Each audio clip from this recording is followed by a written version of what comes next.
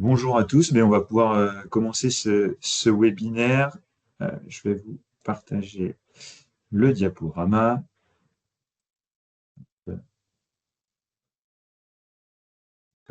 Donc, bienvenue pour ce webinaire régional, comprendre l'empreinte carbone du numérique en entreprise. Ce webinaire il vous est proposé par les CCIP de la Loire, avec le soutien de l'ADEME, qui est l'Agence de la transition écologique, de la région Pays de la Loire et du FEDER, qui est un financement européen. Donc, juste quelques petites règles pour le bon fonctionnement. L'idée, c'est de garder son micro coupé pendant la présentation. Le webinaire, il est enregistré. Il sera possible, vous pourrez le retrouver en replay sur la chaîne YouTube des CCIP de la Loire. Et à l'issue de ce webinaire, je vous enverrai également la présentation, le PowerPoint, avec les différents contacts. Et si vous avez des questions, n'hésitez pas à les poser dans le chat. À la fin du webinaire, on a un petit temps, 5-10 minutes pour répondre à vos questions. Si jamais on n'a pas le temps de répondre à toutes les questions, on vous répondra aux questions par mail. Donc les intervenants du jour, Anna Germain, qui est fondatrice et dirigeante de Ouais, ça a l'entreprise. commencé. Sur des relances, ça fonctionne. Excusez-moi, est-ce que vous pouvez juste couper votre micro? Merci. Les intervenants, Anna Germain, qui est fondatrice et dirigeante de l'entreprise Vamos Communication, malheureusement, elle ne peut pas être avec nous ce matin, mais elle a enregistré sa présentation. Vous la verrez, enfin, vous l'entendrez en voix off. Ensuite, Édouard Guéguin, qui est avec nous ce matin, qui est responsable R&D chez DRI, donc une entreprise nantaise. Et moi-même, qui suis conseiller entreprise transition écologique à la Chambre de commerce et d'industrie du Mans. Donc le programme de ce webinaire, dans un premier temps, sera comprendre les enjeux carbone du numérique avec des chiffres clés. Ensuite, on plongera dans les bonnes pratiques du numérique responsable, avec des bonnes pratiques assez simples et applicables en entreprise et personnellement. Ensuite, ce sera au tour d'Edouard d'explorer Edouard de la société DRI qui nous présentera des solutions techniques plus durables. Et enfin, il y aura un témoignage de Anna Germain qui a suivi un accompagnement numérique responsable en Mayenne avec un conseiller CCI. Donc pour commencer, je vais vous mettre un petit sondage pour évaluer un peu le niveau de maturité sur le numérique responsable des participants de ce matin. Alors, je vais devoir me déconnecter et vous allez voir le sondage apparaître sur votre écran. Juste quelques secondes.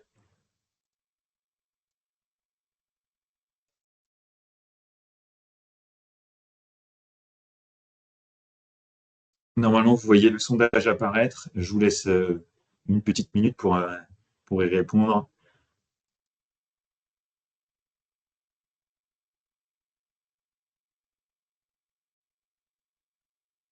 6 réponses pour le 17 réponses.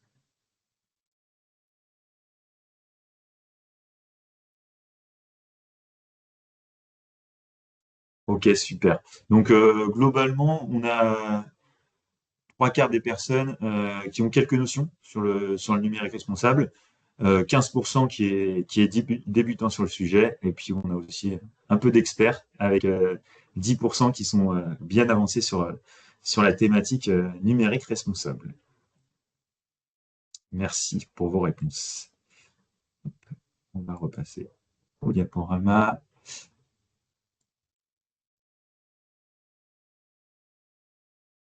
Donc, on entame par la première partie qui est comprendre les enjeux carbone du numérique. Donc, le numérique en France représente 4,4% de l'empreinte carbone. Ça correspond environ à 29,5 millions de tonnes de CO2. À titre comparatif, c'est un niveau d'émission proche de celui de l'ensemble du secteur des poids lourds français.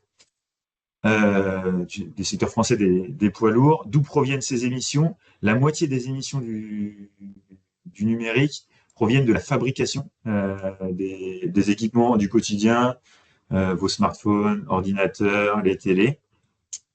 Euh, Après, à 46%, ça provient des data centers, des centres de données, et à 4% des réseaux. Euh, En fait, pourquoi c'est plus la moitié des émissions du numérique provient de la fabrication, parce que la fabrication nécessite l'extraction de métaux rares, lithium, cobalt, souvent dans plusieurs pays. La production est très énergivore, mobilise beaucoup d'eau, et puis bah, les composants parcourent souvent des milliers de kilomètres avant d'arriver chez le consommateur.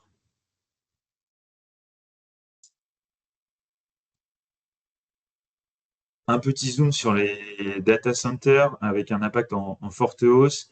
L'ADEME recense 352 data centers en activité en France. Après, il faut savoir qu'il y a aussi des data centers en Europe qui font tourner en fait les données en France. La consommation électrique des data centers en France est de 10 TWh. Ça représente 2,2% de la consommation électrique annuelle. Et en équivalent, c'est la petite donnée qui est notée. euh, En gros, la consommation des data centers, ça correspond à la consommation de 9 à 10 agglomérations de plus de 100 000 habitants pendant un an. Donc, c'est quand même assez conséquent. Et le numérique au global, ça correspond à 11% de la consommation électrique française. Voilà ce que je pouvais vous dire sur les data centers. Alors maintenant, un petit graphique qui montre l'évolution de si on change rien par rapport à nos pratiques du numérique entre 2020 et à l'horizon en fait 2050. Donc si rien n'est fait, s'il n'y a pas de changement de pratique, l'empreinte carbone du numérique va tripler euh, en 30 ans. Les ressources utilisées, donc par les ressources utilisées, il y a la consommation des métaux et des matériaux, mais il y a aussi l'eau, l'excavation des terres, etc. Les ressources utilisées vont également tripler. La consommation d'énergie finale va faire plus 80% et la consommation de métaux et de minéraux va faire plus 60%. Donc l'idée, c'est pas d'arriver à ces statistiques-là en 2050. Donc il y a déjà quelques petites solutions qui sont proposées: prolonger la durée de vie des équipements numériques en favorisant la réparation et le reconditionnement, et réguler la consommation énergétique des centres de données, et sensibiliser les collaborateurs, les utilisateurs aux effets environnementaux de leurs pratiques numériques, et plus principalement du streaming. Ça me permet de faire le lien avec la deuxième partie, où là, on va plonger dans les bonnes pratiques du numérique responsable. Allez, avant tout, c'est important de définir ce qu'est le numérique responsable. Ça ne se limite pas en fait à uniquement l'environnement. Ça va s'inscrire dans une démarche de développement durable, en recherchant un équilibre entre les trois piliers, les trois dimensions, donc bien sûr l'environnement, l'humain et la performance économique.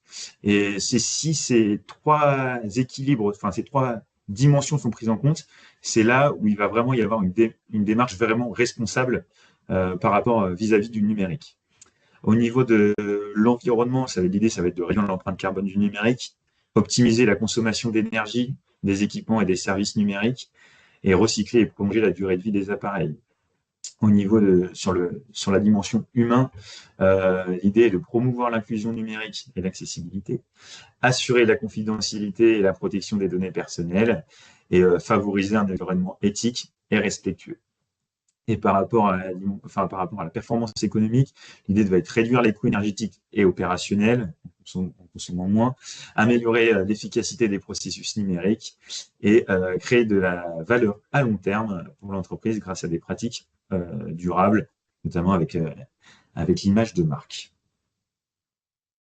Alors, quelques actions concrètes du quotidien qui permet de réduire son impact numérique. Donc tout d'abord, allonger la durée de vie. Là, il y a une petite stat. Garder son téléphone 5 ans plutôt que 2 réduit son empreinte carbone de 50%. On va essayer d'abord de réparer avant de remplacer. Au niveau, euh, au niveau d'utilisation des écrans, sur un écran OLED maintenant, sur les téléphones portables, sur les ordinateurs portables, il est possible d'activer le mode économie d'énergie, mode sombre, qui va permettre de réduire la consommation d'énergie jusqu'à 40% en fonction des appareils. Alléger ses emails en supprimant les newsletters. On est tous un peu abonnés à pas mal de newsletters et il y a certaines où on lit plus forcément. Et ben, l'idée, c'est de se désabonner et d'éviter les pièces jointes volumineuses et préférer les liens de partage. Et je vous donne un site de lien de partage qui s'appelle Filvert. En gros, c'est un équivalent de WeTransfer qu'on connaît. Mais Filvert va garder uniquement les fichiers pendant 48 heures avec des serveurs hébergés en France. Donc voilà, un peu plus éco-responsable et qui fait le même boulot qu'un certain WeTransfer. Limiter la vidéo en streaming, couper la caméra en visio lorsque la caméra n'est pas utile, et réduire la qualité HD non nécessaire. La vidéo, ça représente 80% du trafic Internet mondial. Nettoyer ses données cloud, supprimer les photos en doublon, les mails inutiles, les dossiers oubliés, parce qu'on a vu que les data centers avaient quand même une part importante dans la consommation électrique et dans les émissions carbone en France. Et brancher intelligemment, donc éteindre les appareils en veille, charger la nuit pendant les heures creuses, débrancher les chargeurs inutilisés. Voilà 6 bonnes petites pratiques applicables dans le quotidien de toutes et tous. De nouveau, des bonnes pratiques professionnelles avec la politique d'achat responsable, privilégier les équipements reconditionnés et les labels environnementaux. EPIT, c'est un écolabel international qui permet d'évaluer la performance environnementale des équipements électroniques. TCO, c'est un peu la même sorte de label. Optimiser les réunions en distanciel en coupant la vidéo parce que quand c'est inutile. Sobriété des outils logiciels. Donc, l'idée, c'est de désactiver les notifications en temps réel quand on n'en a pas besoin. Parce que quand on laisse des notifications, en fait, l'application, elle tourne en arrière-plan. Donc, elle fait fonctionner des data centers qui consomment de l'énergie, qui consomment de l'eau et qui intrinsèquement émettent du carbone.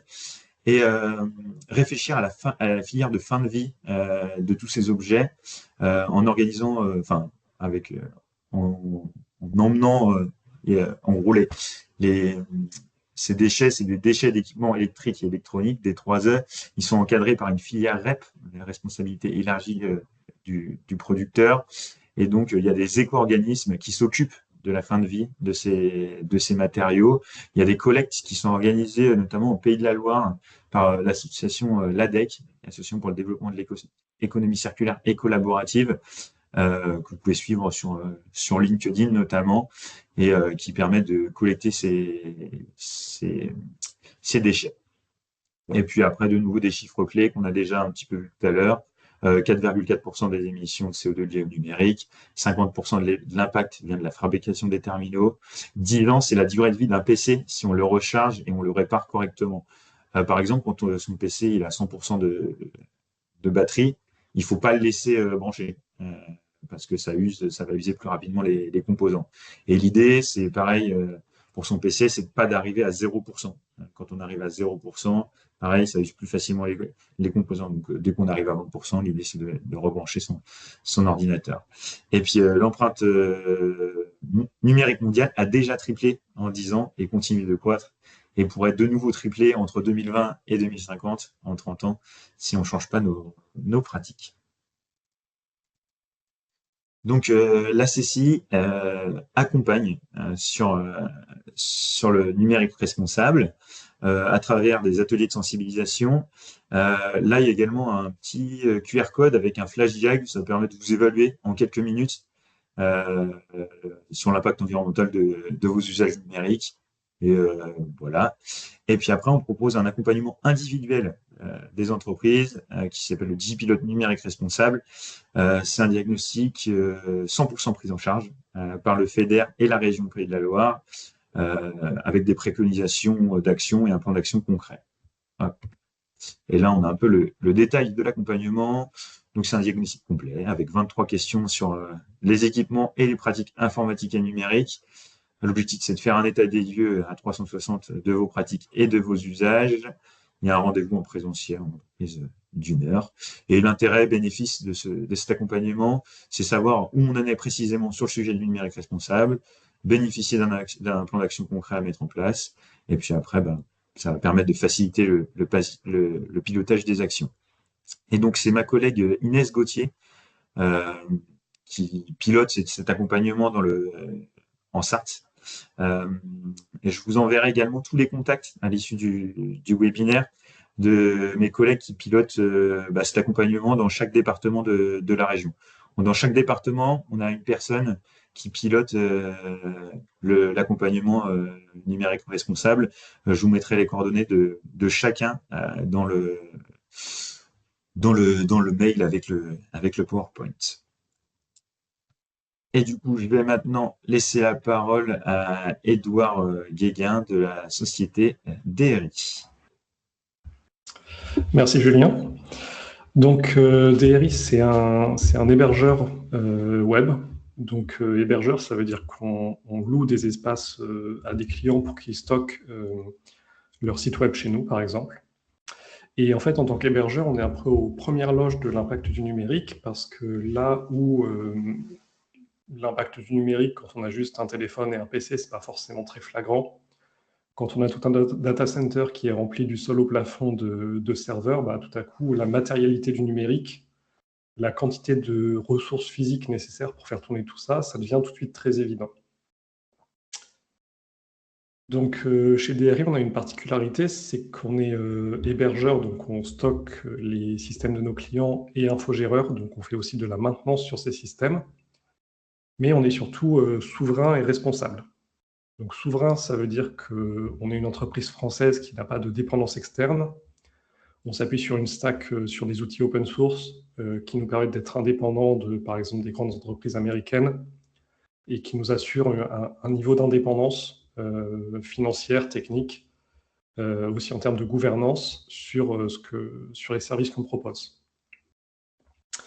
Et responsable, c'est responsable à la fois au sens environnemental. Depuis la création de l'entreprise en 2001, on a toujours eu un engagement pour l'environnement qui s'est matérialisé de plein de façons différentes que je vais vous présenter ici, et aussi un engagement humain. Donc cet engagement environnemental, il se matérialise notamment par la certification ISO 14001 qu'on a, système de management environnemental. Donc, c'est des engagements qu'on prend pour réduire notre impact environnemental. Mais aussi, on a des certifications liées à la sécurité de l'information, 27001. Et on est fraîchement certifié HDS, donc hébergeur de données de santé, évidemment des données particulièrement critiques pour tout le monde. Et on a récemment eu le tampon pour héberger ce type de données.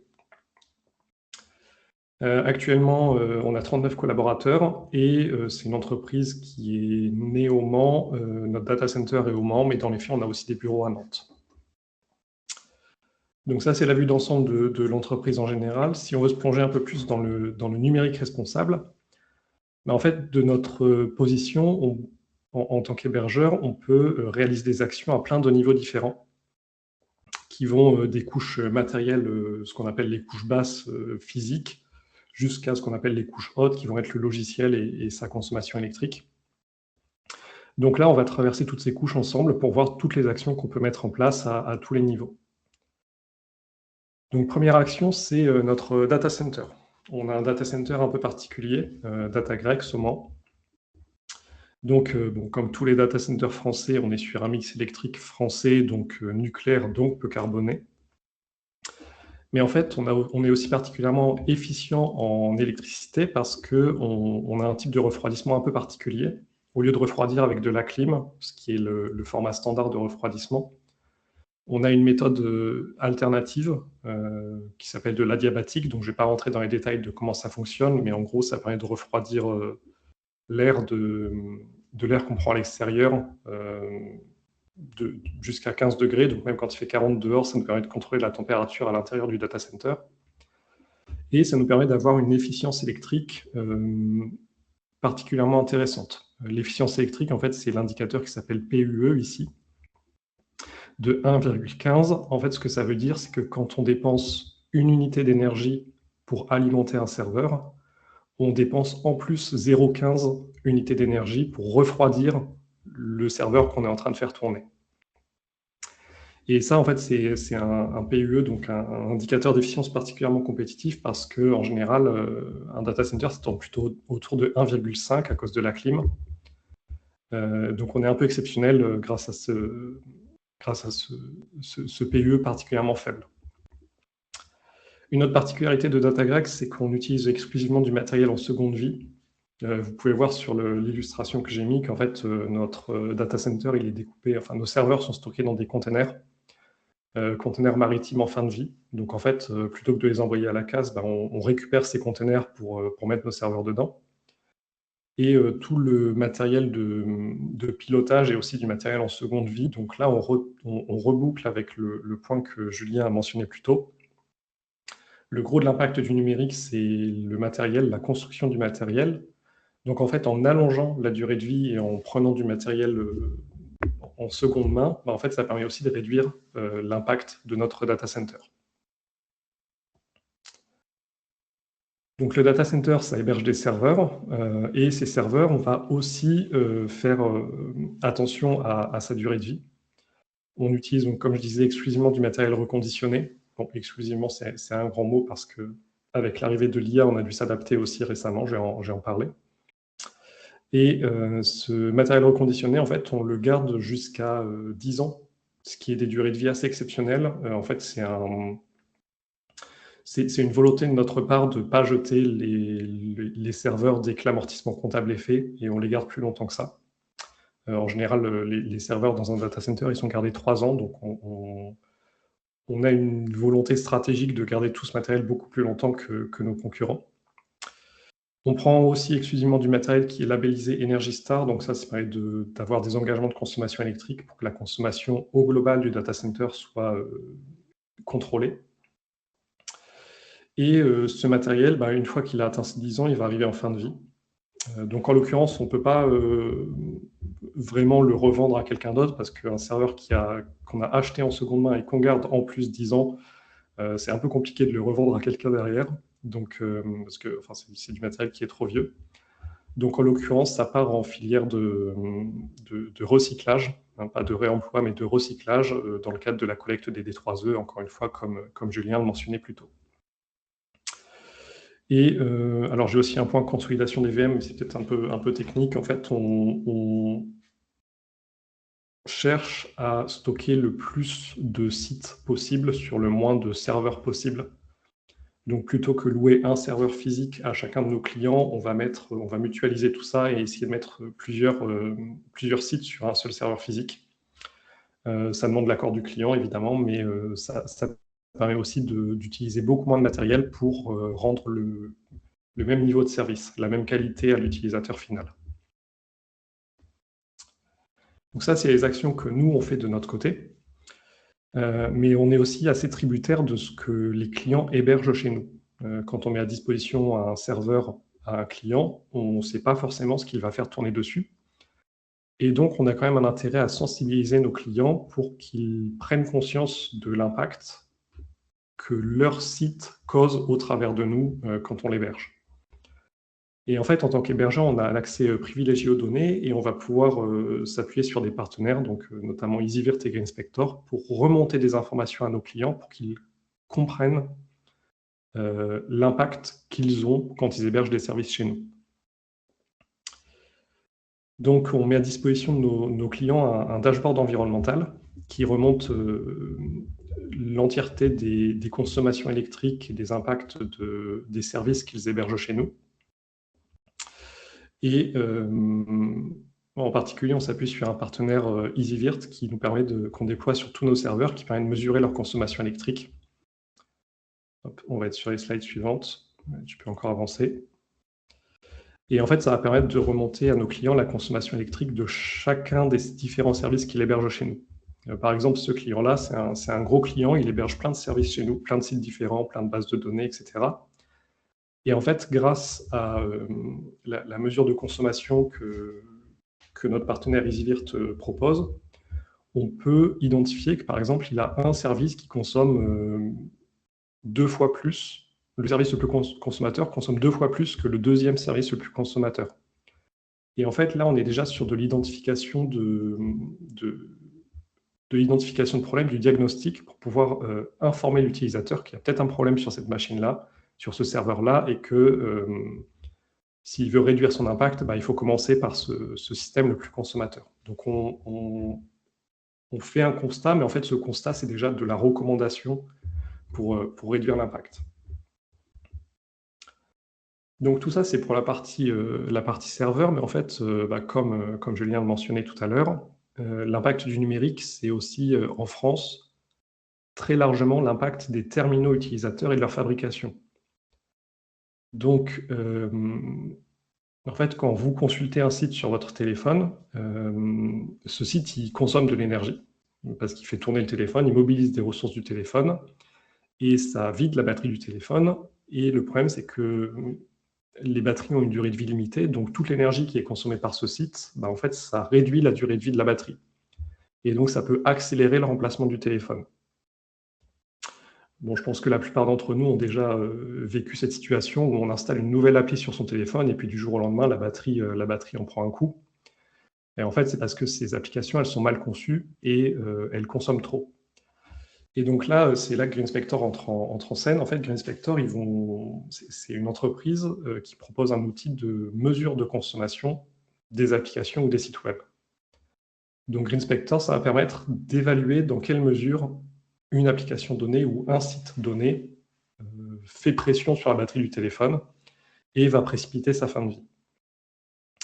Et donc, le cas nominal en fait, de GreenSpector, c'est que comme ils testent sur des terminaux physiques, en fait, ils vont imiter un utilisateur, et donc ils vont ouvrir un site, faire des clics, naviguer sur le site. Par exemple, sur le site du Monde, ça peut être accepter les cookies, puis descendre sur la page d'accueil, cliquer sur un article, ensuite descendre sur l'article pour le lire. Et GreenSpector, en fait, est en mesure d'imiter un utilisateur réel, tout en mesurant la consommation de batterie du téléphone. Et donc, nous, on essaye de passer ça à l'échelle et de tester tous les sites hébergés chez nous de cette façon. Donc, forcément, comme on fait un passage à l'échelle, on est obligé de simplifier un peu la méthode. Faire un audit GreenSpector complet, ça demande un peu de travail pour chacun des sites qu'on veut tester. Donc, nous, en fait, on va faire ce passage à l'échelle en mesurant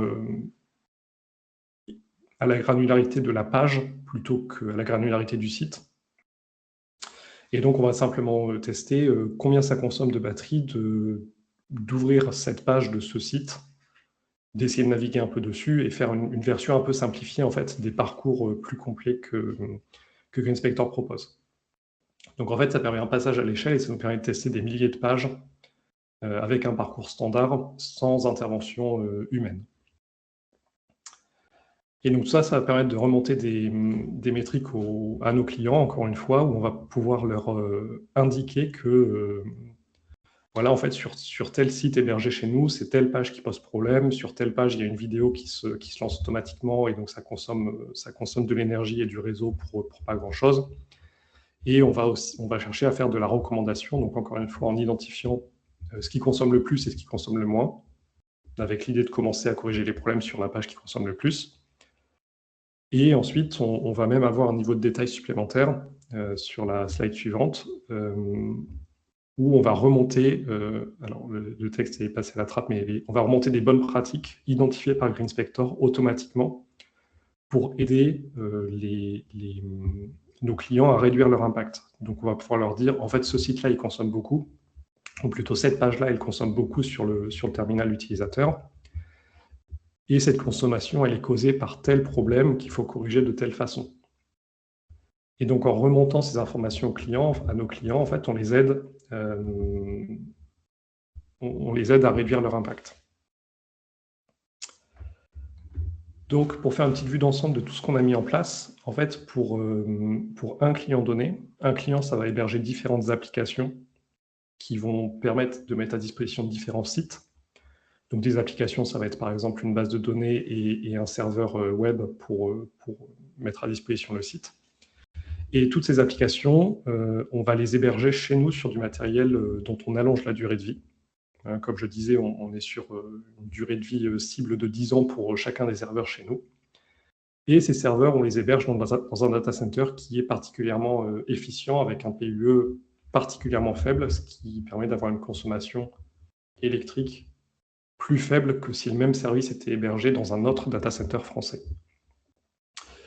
Et ces sites web, ils sont composés d'un ensemble de pages. Donc, par exemple, sur le site du Monde, on a la page d'accueil, on a les pages des articles, on a peut-être des pages spécifiques pour, je ne sais pas, les jeux, par exemple.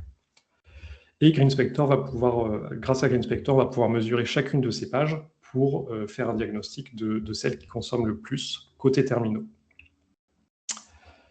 Et toutes ces informations collectées soit par EasyVirt, soit par GreenSpector, on va les mettre à disposition de nos clients dans un espace dédié pour les aider à comprendre leur impact et pour les aider à réduire leur impact sur le périmètre que nous, on ne maîtrise pas nous-mêmes. Donc là, forcément, je parle d'un cas d'usage un peu standard où on héberge des sites web chez nous, mais en fait, avec l'arrivée récente de l'intelligence artificielle générative, on rencontre des nouveaux défis. Parce qu'en fait, héberger de l'intelligence artificielle, ça consomme beaucoup d'électricité. Ça demande du matériel spécifique qui est trop récent pour qu'on le trouve en seconde main, donc on est obligé de l'acheter neuf. Même si dans la mesure du possible, on essaye de trouver du seconde main ou du reconditionné, ce n'est pas forcément possible, en tout cas pas au rythme auquel les clients demandent l'installation de...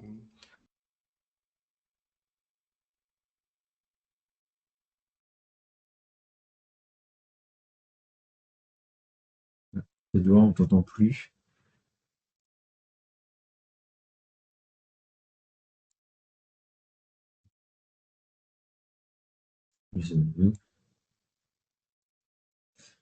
On a perdu Edouard. Ah, c'est bon. Alors, mon autre s'est coupé tout seul, et ouais. Je ne sais pas à quel moment vous m'avez perdu. On est sur cette diapo. On t'a perdu il y a 20 secondes. Ok, donc je disais, pour gérer l'arrivée de l'intelligence artificielle et les impacts liés à l'intelligence artificielle, on a lancé un projet de recherche avec des partenaires qu'on connaît bien, EasyVirt et l'IMT Atlantique, pour à la fois mieux comprendre l'impact de cette IA, donc notamment par de la prédiction de consommation électrique et de la prédiction d'impact carbone, et aussi pour mettre en place des outils d'optimisation, parce qu'en fait, on s'est rendu compte que les modèles d'intelligence artificielle sont souvent surdimensionnés comparés aux besoins des utilisateurs. Et donc, on cherche à trouver quels sont les services minimaux qui répondent quand même, donc les moins consommateurs, qui répondent quand même suffisamment bien aux attentes de l'utilisateur pour réduire au global, pour héberger des modèles moins énergivores et réduire l'impact de l'IA qu'on héberge chez nous. Donc pour récapituler, non, c'est pas pour récapituler, c'est plus une conclusion générale que j'ai observée chez DRI, c'est que les impacts du numérique, réduire les impacts du numérique, ça demande des actions transversales, donc à plein de niveaux différents dans l'entreprise, et ça nécessite l'implication de tous les acteurs.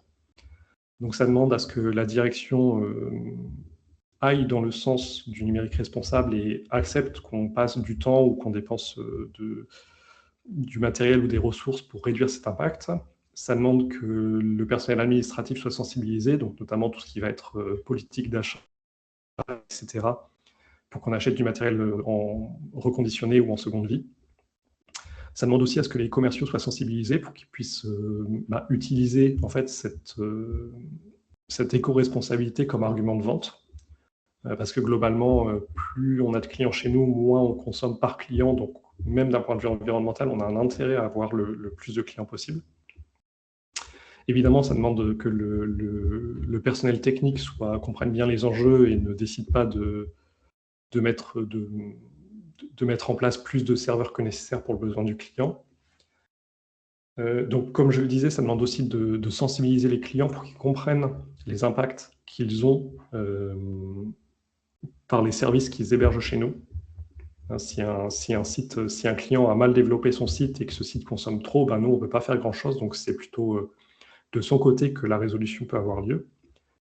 Et évidemment, ça demande de s'appuyer sur des partenaires parce que nous, on est experts en hébergement, on comprend bien le numérique responsable, mais il faut aussi admettre qu'il y a des gens qui sont plus compétents que nous sur certains sujets, donc notamment EasyVirt qui maîtrise parfaitement le sujet de la consommation électrique des serveurs, ou GreenSpector qui maîtrise parfaitement le sujet de la consommation électrique des terminaux utilisateurs.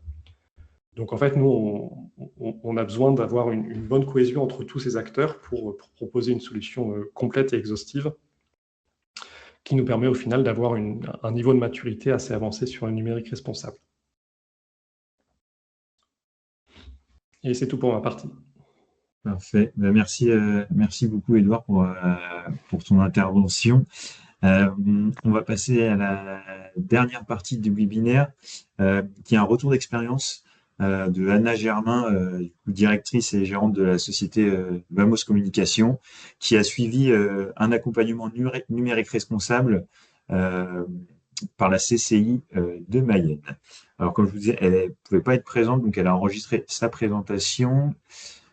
Hop, que je vais vous mettre tout de suite.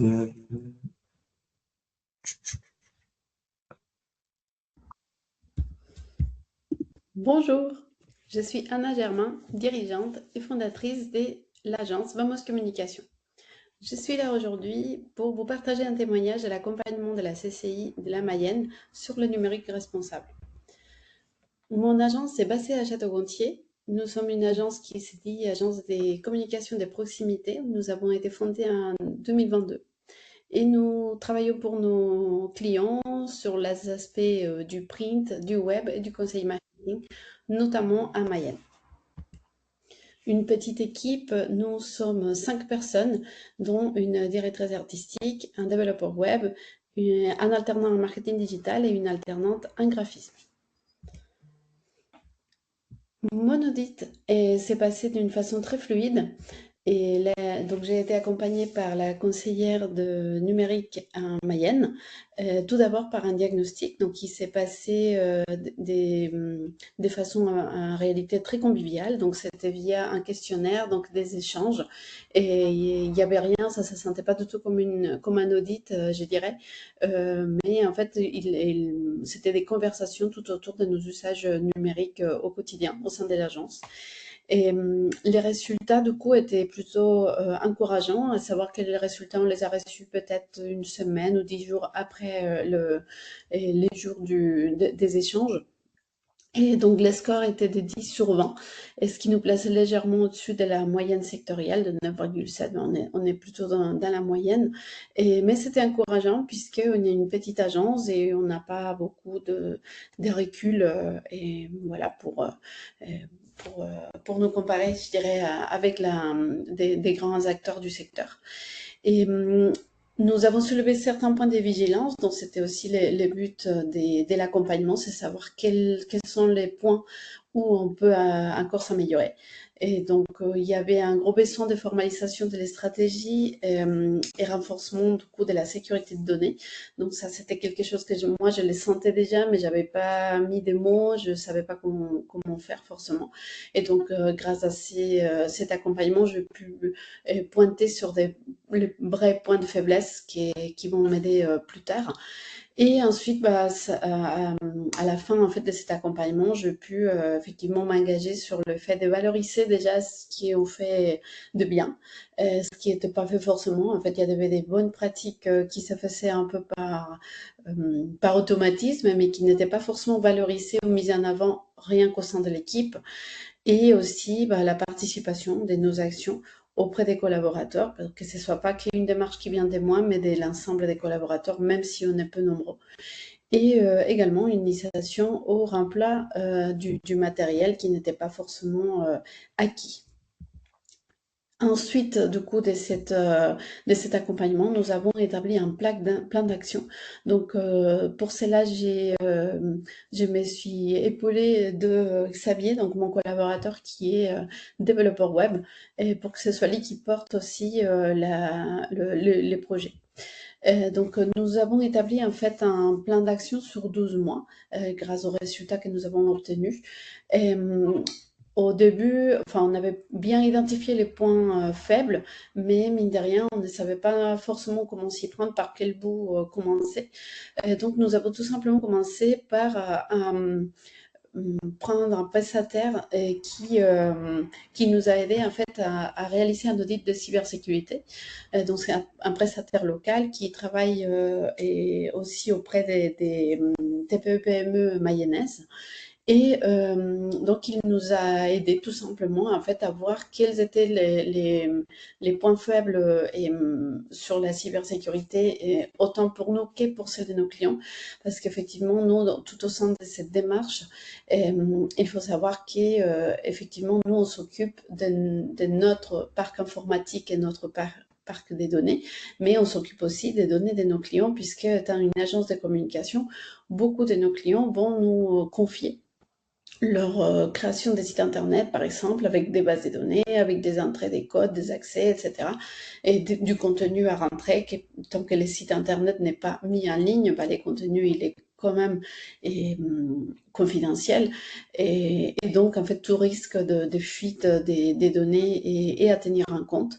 Et nous avions du coup ça en tête pendant que nous avons réalisé l'audit pour qu'il y ait bien ces deux paliers de cybersécurité à tenir en compte, les données internes et les données de nos clients.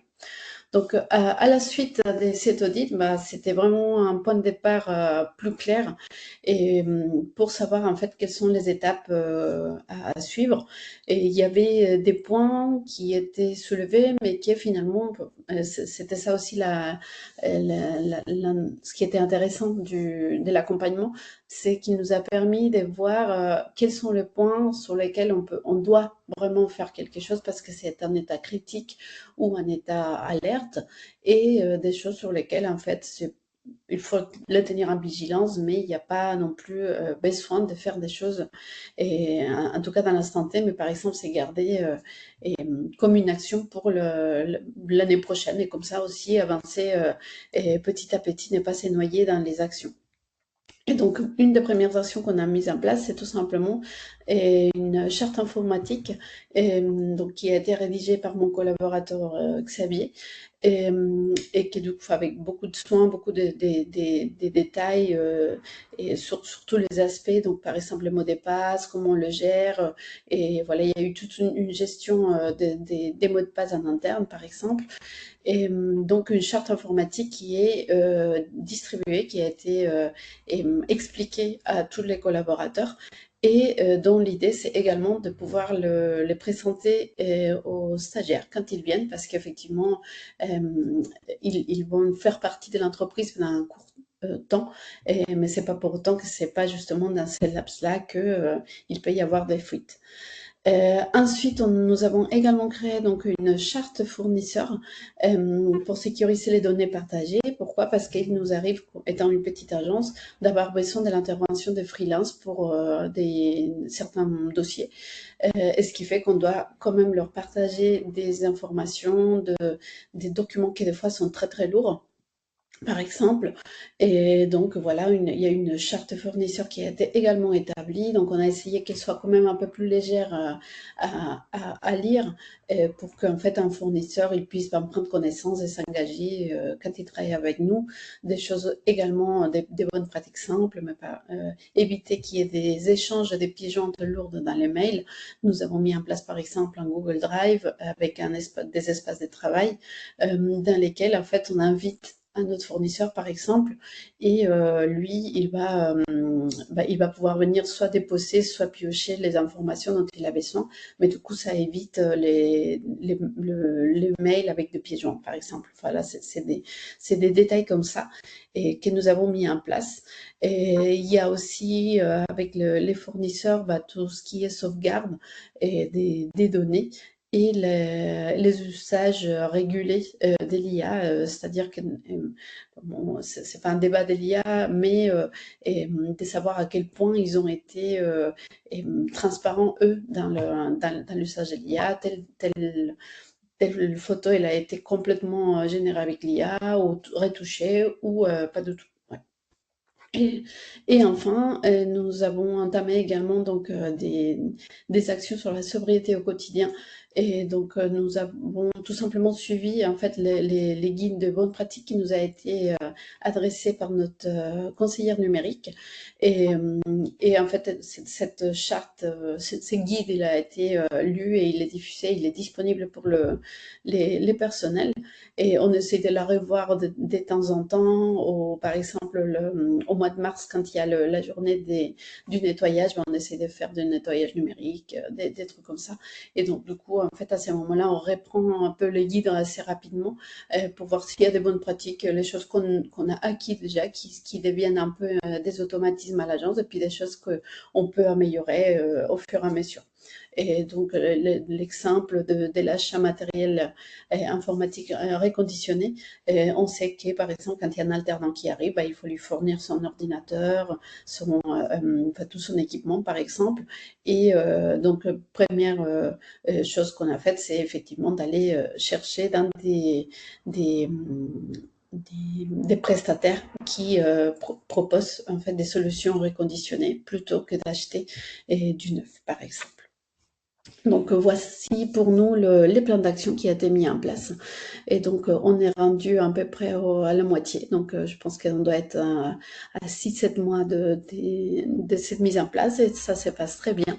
Et il nous reste encore du coup quelques mois pour finaliser l'année. On fera un bilan à ces moments-là sur les choses dont on s'est amélioré et ainsi de suite. Mettre des plans d'action par année. Et donc, ça, c'est le but de notre démarche. Et d'être toujours dans cette amélioration continue et ne pas se dire qu'on reste sur nos acquis. Merci à vous. Merci d'avoir écouté.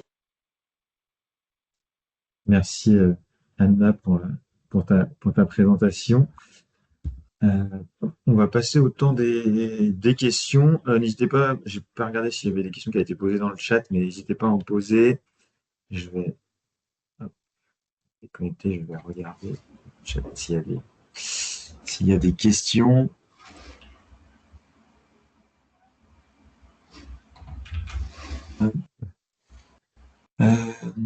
Alors, ouais, il y a une question plutôt peut-être pour toi, Edouard. Y a-t-il un site ou un classement regroupant toutes les applis ou sites trop gourmands en batterie? Alors, côté DRI, on ne met pas à disposition les données de nos clients au public. Donc, nous, en interne, on le sait, mais on ne le partage pas à l'extérieur, évidemment. Cependant, j'avais vu la question en cours de route et j'ai réussi à retrouver un article qui vient plutôt donc, de Greenspector qui évalue les impacts des principaux sites d'e-commerce français. Je mets un premier lien dans le chat. Hop. Et un second article où il compare des navigateurs web qui datent un peu plus, mais voilà, qui est potentiellement intéressant aussi. Par contre, juste, Greenspector, c'est un acteur technique, donc voilà quoi, les articles vont vraiment dans le détail de pourquoi ça consomme et d'où vient la consommation. Donc, ce n'est pas forcément ce qu'il y a de plus accessible selon votre niveau de maturité sur le sujet des impacts environnementaux.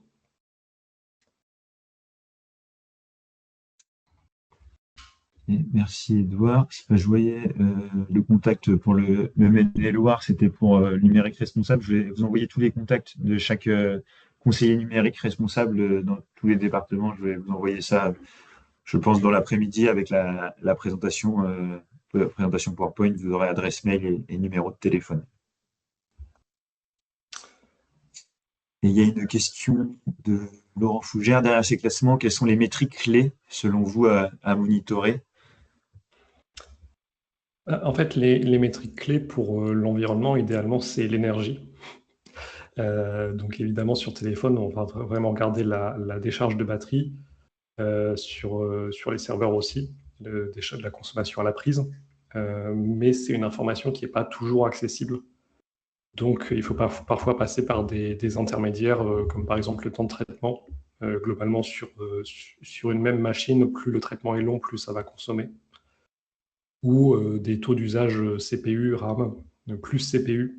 La consommation de RAM, ce n'est pas forcément ce qu'il y a de plus impactant.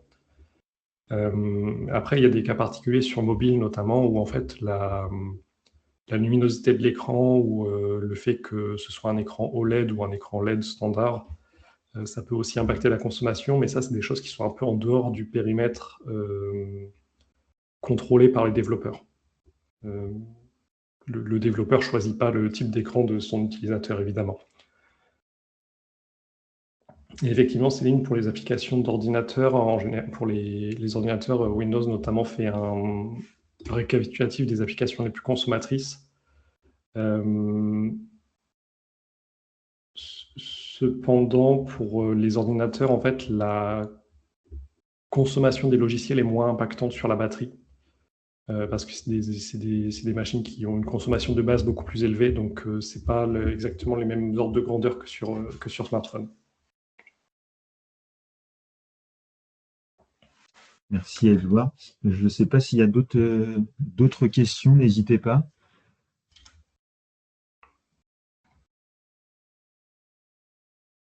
Link qui nous partage un lien pour évaluer l'empreinte d'une page. Ouais, alors juste un warning avec ce type d'outil d'évaluation en un clic. En fait, ça se base sur des indicateurs un peu simplifiés. Donc, notamment, je vois sur GAN IT Analysis, il y a question d'éco-index. En fait, éco-index, c'est bien pour sensibiliser les utilisateurs, pour dire que voilà, différents sites ont différents impacts. Mais en fait, ça ne permet pas vraiment d'auditer la consommation réelle du site ou son impact réel, parce que ça ignore beaucoup de... déjà, ça ne mesure pas la consommation réelle, et ça ignore beaucoup de facteurs, donc notamment si un site a des animations et que ces animations sont très énergivores, ça ne se verra pas sur l'éco-index. Donc l'éco-index, ça ne remplace pas un audit un peu plus systématique avec une vraie mesure de décharge de batterie ou une vraie mesure de consommation électrique. Ça reste bien pour sensibiliser les développeurs au fait que différents sites ont différentes consommations. Alors, Rachel qui avait une question, quid des PC connectés sur les bases de branchement pour double écran et qui chargent tout le temps sur la batterie? Ce que je disais au début, c'est que quand la batterie est toujours à 100%, la batterie va s'user plus rapidement. Et c'est vrai qu'il y a un vrai sujet que lorsqu'on travaille avec plusieurs écrans, quand le PC portable sert de base et après on travaille sur des écrans, c'est vrai que l'ordinateur est tout le temps à charger. Donc, alors encore une fois, c'est une solution un peu technique, donc je vais dire des vilains mots, mais en général, dans le BIOS des ordinateurs récents, on peut configurer de sorte que on peut configurer pour que le chargement de la batterie soit pas trop impactant sur sa durée de vie, en disant voilà, je vais utiliser tout le temps mon ordinateur en mobilité, ou bien je vais l'utiliser tout le temps branché. C'est un réglage utilisateur qui peut être fait. Je sais notamment que les ordinateurs Dell permettent de faire ça. Par contre, si vous ne savez pas ce qu'est le BIOS, je ne vous recommande pas d'essayer de faire ça. Ça reste une optimisation un peu technique.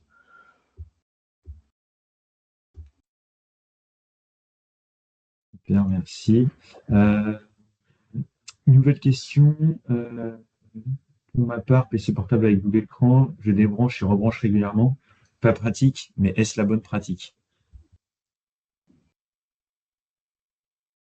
De toute façon, tu es un peu tributaire de ton besoin, quoi. Si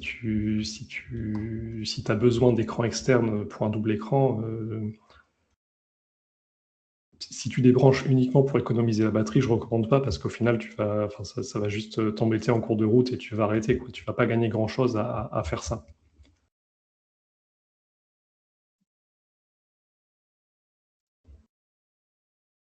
Vraiment, la bonne pratique idéale, ce serait de configurer ton ordi pour le prévenir qu'il va être tout le temps branché. Et donc, il ne faut pas charger la batterie à 100% à chaque fois. Mais là, ce type d'action, c'est vraiment de la micro-optimisation individuelle et ça ne va pas changer grand-chose à l'échelle, quoi. Merci. Je vais juste vous mettre 2 petits sondages pour conclure ce webinaire. Ils vont vous apparaître à l'écran.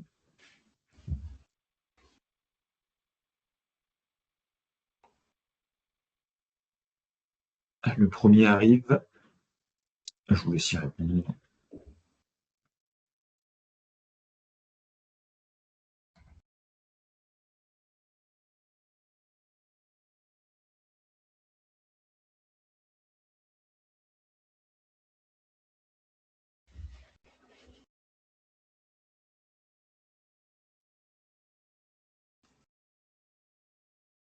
Dans le moment, la majorité des réponses, c'est évoquer le sujet en interne avec mes collègues ou mon dirigeant.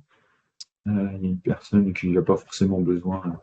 Mais ce qui ressort là, majoritairement, 92%, c'est d'abord commencer à évoquer le sujet en interne avec les collègues et les dirigeants. Merci pour vos réponses. Et je vais vous mettre un dernier sondage sur votre niveau de satisfaction de ce webinaire. Hop, ça arrive.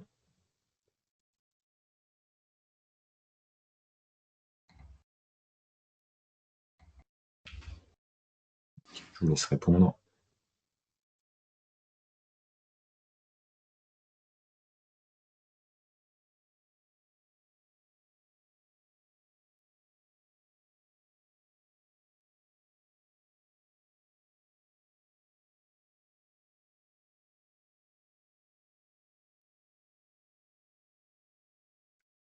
Je vois qu'il y a une question qui est arrivée.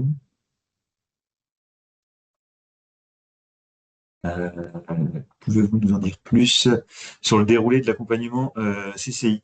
Alors, moi, je ne fais pas cet accompagnement-là, mais ce que je peux vous dire, c'est que c'est un accompagnement qui se passe en entreprise, un rendez-vous d'1 heure, avec plusieurs questions qui sont posées par le conseiller ou la conseillère. Et à l'issue de ce rendez-vous, il y a un plan d'action qui vous est remis.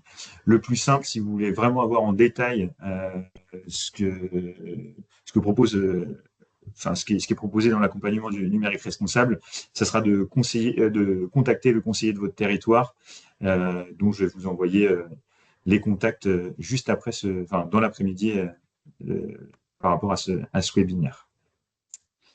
Voilà, midi.